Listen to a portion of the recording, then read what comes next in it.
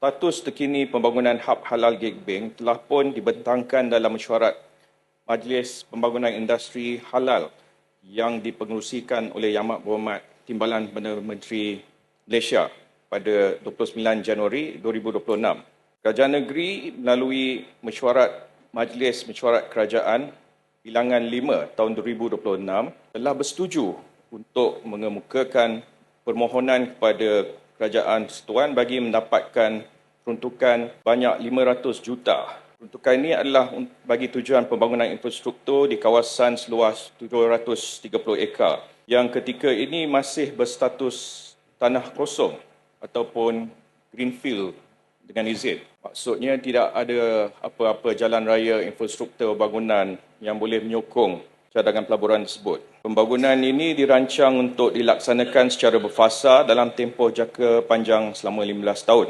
Pihak Pelabuhan Kuantan ada membuat kajian pembangunan strategik mengenai Taman Industri Halal di Gebeng ini dan mereka ada membuat penanda arasan dengan pembangunan zon industri halal ataupun Taman Industri Halal di Dubai, di Ankara, Waimah di Karawang, Indonesia sekalipun. Dan didapati semua taman industri ini yang mempunyai okupansi dengan izin ataupun pengisian yang tinggi, mereka betul-betul membelanjakan jumlah yang besar untuk infrastruktur taman industri, jalan raya, bekalan air elektrik dan sebagainya, termasuk kemudahan cold chain dengan izin untuk menyimpan makanan halal.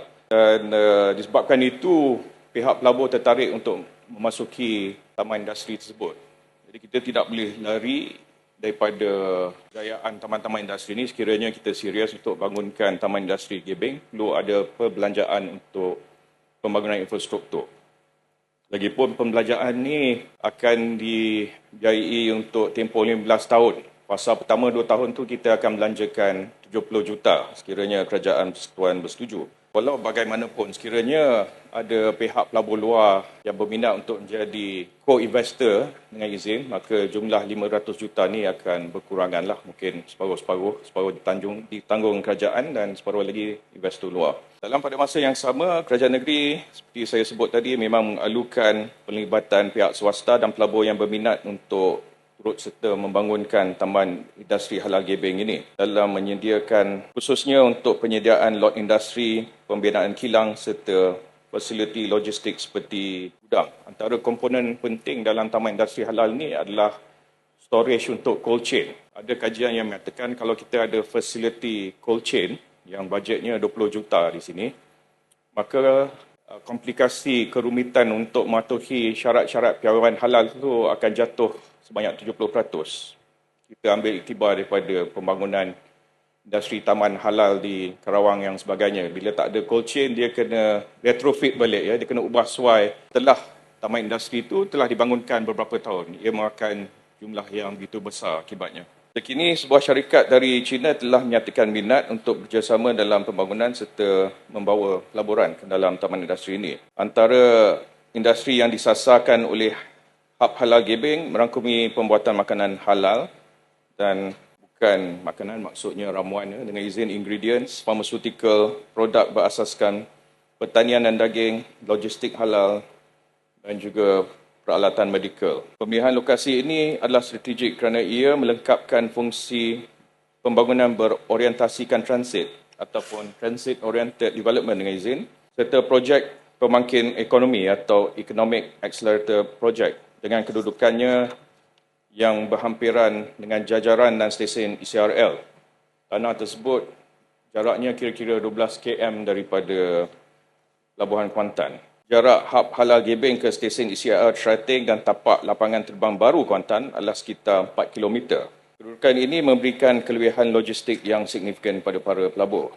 Pembangunan ini juga selaras dengan inisiatif Pelabuhan Mesra Halal oleh Lembaga Pelabuhan Kuantan yang bakal menjadikan Pelabuhan Kuantan sebagai pelabuhan mesra halal pertama di Malaysia. Pada masa yang sama, Hub Halal Gebeng akan berfungsi sebagai hub industri halal bersepadu di Pantai Timur. Seiring dengan itu, operasi Pelabuhan Mesra Halal telah pun dimulakan dengan penyediaan kawasan khas bagi pengendalian kargo halal serta pelancaran konsortium perkapalan bagi kargo halal ke Sabah dan Sarawak bermula pada 2 Februari 2026. Inisiatif ini membolehkan pengintegrasian pengangkutan melalui ECRL yang bakal memula tahun depan, Januari, udara dan laut bagi tujuan ekspor dan import ke pasaran antarabangsa seperti China, Jepun dan juga Korea. Selain itu, benua Borneo dan juga negara jiran pun ada potensi besar, Indonesia dan juga Filipina. Kadar perdagangan antara negara-negara ASEAN masih di paras 25%. Rendah sebenarnya banding dengan benua luar, kita berdagang dengan Eropah dan negara lain lebih daripada 40-50%. Kesimpulannya, walaupun projek ini masih berada pada fasa awal pembangunan fizikal, asas perancangan sokongan dasar serta minat pelabur telah mula menunjukkan perkembangan yang positif dengan kelebihan lokasi, strategik integrasi logistik, pelbagai mod serta sokongan infrastruktur yang dirancang dan pembelajaran untuk infrastruktur itu amat kritikal. Kita yakin Hub Halal Gebeng berpotensi besar untuk menjadi pemangkin utama kepada pertumbuhan pelaburan dan industri halal di negeri Pahang, seterusnya merancangkan pembangunan ekonomi negeri secara menyeluruh.